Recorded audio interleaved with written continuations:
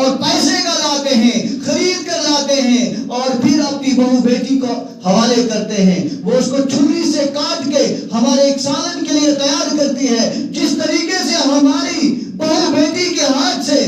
آلو کٹتا ہے، گاجر کٹتی ہے، مولی کٹتی ہے، آج اسی طریقے سے وہ انسان جو دنیا کے اندر کسی مقصد و مقام کے لیے آیا تھا، وہ انسان جو دنیا والوں کو دنیا والوں سے ہٹا کے اللہ سے جوڑنے کے لیے آیا تھا، وہ انسان جو دنیا کی قیادت کے لیے آیا تھا، وہ انسان جو دنیا کے اندر اللہ رب العزت کے حکموں کو عام کرنے کے لیے آیا تھا، وہی انسان، وہی نام لیوا جناب محمد رسول اللہ صلی اللہ علیہ وسلم، وہی نبی علیہ الصلوۃ والسلام کو ماننے والا آج دنیا بھر میں مولی گاجر کے لیے کٹ رہا ہے، مولی گاجر کی طرح کٹ رہا ہے، آلو کے تنکوں کی طرح کٹ رہا ہے، جل رہا ہے، مٹ رہا ہے، امامیں جائی جا رہی ہے، مساجد کو مسمار کیا جا رہا ہے، جوانوں کی جوانیوں کو چھینا جا رہا ہے، عصمتوں کو لوٹا جا رہا ہے، املاک کو چھینا جا رہا ہے. اس کی وجہ کیا ہے؟ اس کی وجہ ہے کہ جس مقصد کے لیے اللہ رب العزت نے ہمیں اس دنیا میں بھیجا تھا، ہم نے اس مقصد سے اپنا منہ موڑ لیا. ہم نے اللہ سے رشتہ توڑ کر اللہ کی مخلوق سے رشتہ جوڑ لیا ہے. اللہ سے ہٹ کے اللہ کی مخلوق کے ساتھ جڑ گئے ہیں. ہم نے رسول اللہ کے طریقے کو چھوڑ کے، رسول اللہ کے مشن کو چھوڑ کے، رسول اللہ کے قرآن کو چھوڑ کے، رسول اللہ کے دین کو چھوڑ کے، رسول اللہ کی تہذیب کو چھوڑ کے، رسول اللہ صلی اللہ علیہ وسلم کی سنتوں کو چھوڑ کے، غیروں کے کلچر کو، غیروں کی تہذیب کو، غیروں کے رہن سہن کو، غیروں کے لباس کو، غیروں کی تعلیمات کو اپنی تعلیمی دانشگاہوں میں بھی جگہ دی، اپنے معاشرے میں بھی جگہ دی، اپنے گھر میں بھی جگہ دی، اور اپنی اس 5 فٹ کی باڑی پہ بھی ہم نے غیروں کے کلچر کو سجایا، غیروں کی تہذیب کو سجایا، اور محمد رسول اللہ کی دی ہوئی تہذیب کو چھوڑا، محمد رسول اللہ صلی اللہ علیہ وسلم کے کلچر کو چھوڑا، محمد رسول اللہ کی شریعت کو چھوڑا، محمد رسول اللہ کی تعلیم کو چھوڑا، محمد رسول اللہ کے مشن کو چھوڑا. یہی وجہ ہے کہ اللہ رب العزت نے ہم سے اپنا رشتہ توڑ کے ہمیں غیروں کے حوالے کر دیا ہے. اور غیر جس طریقے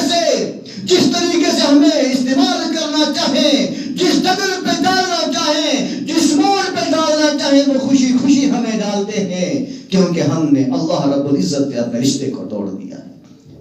اس لیے میرے دوستو، میں اس مسجد سے امت مسلمہ کے لیے نبی اکرم صلی اللہ علیہ وسلم کے ایک ادنا سے امتی ہونے کے ناطے یہ پیغام دیتا ہوں کہ اگر ہم کامیاب ہونا چاہتے ہیں، اگر ہم جس مقصد کے لیے اس دنیا میں آئے ہیں وہ مقصد حاصل کرنا چاہتے ہیں، تو ہمیں اپنے رشتے کو اللہ رب العزت کے ساتھ مضبوطی سے جوڑنا ہے. ہمیں اپنی زندگیوں میں جناب رسول اللہ صلی اللہ علیہ وسلم کے طریقوں کو لانا ہے، محمد رسول اللہ کے مشن کو لانا ہے، محمد رسول اللہ کے سنتوں کو اپنے گھروں میں جگہ دینی ہے، تب جا کے ہم کامیاب و کامران ہوں گے. ورنہ میرے دوست،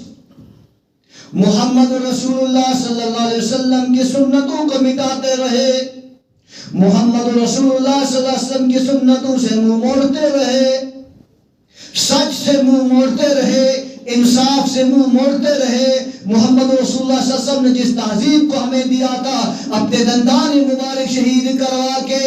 محمد رسول اللہ صلی اللہ علیہ وسلم نے ہمیں جس کلچر کو دیا تھا اپنے دندان مبارک کو شہید کر کے، اگر ہم نے اس کلچر سے منہ موڑ لیا، اس تہذیب سے منہ موڑ لیا، تو جس طریقے سے آج وہ مسلمان جو دنیا کی قیادت اور رہنمائی کے لیے وجود میں آیا تھا، آج در در کی ٹھوکریں کھا رہا ہے، مولی گاجر کی طرح کٹ رہا ہے. خدا کی قسم ہم کٹتے جائیں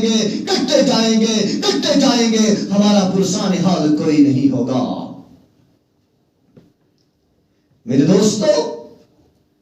جس سیاست میں محمد رسول اللہ صلی اللہ علیہ وسلم کی تہذیب نہ ہو،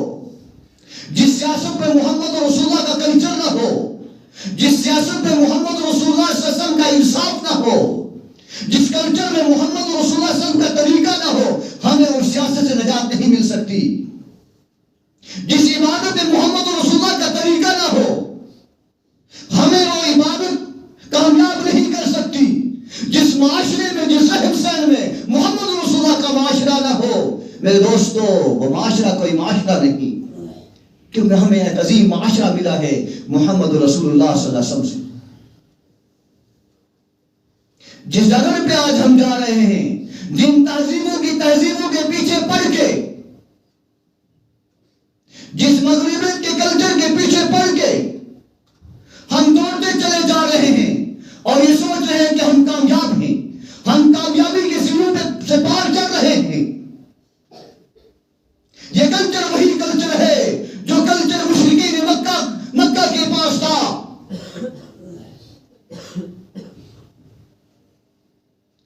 جس طریقے سے محمد رسول اللہ صلی اللہ علیہ وسلم کی تشریف آوری سے پہلے ایک بچی کو زندہ درگور کیا جاتا تھا، آج کے ماڈرن کلچر کے اندر بھی اس بچی کے ساتھ وہی سلوک کیا جاتا ہے جو قریش کے دور میں کیا جاتا تھا، جو محمد رسول اللہ کی تشریف آوری سے پہلے کیا جاتا تھا۔ آج اس بچی کو ننگا کر کے، اس بچی کو عریان کر کے ڈانس کیا جاتا ہے اور اس کو کلچر کا نام دیا جاتا ہے۔ اور اس بچے کی قیمت، اس بیٹی کی قیمت اتنی گر چکی ہے، جاؤ شہروں میں جاؤ، بازاروں میں جاؤ، اس کا فوٹو بازاروں میں اویزا ہوگا، چوراہوں پہ اویزا ہوگا، حتیٰ کہ بعض جگہ دیکھا گیا ہے کہ بیت الخلا کے اندر بھی کمپنیوں نے اپنا ایڈورٹائز کرنے کے لیے اس عورت کے فوٹو کو، اس عورت کی تصویر کو آویزا کر رکھا ہے۔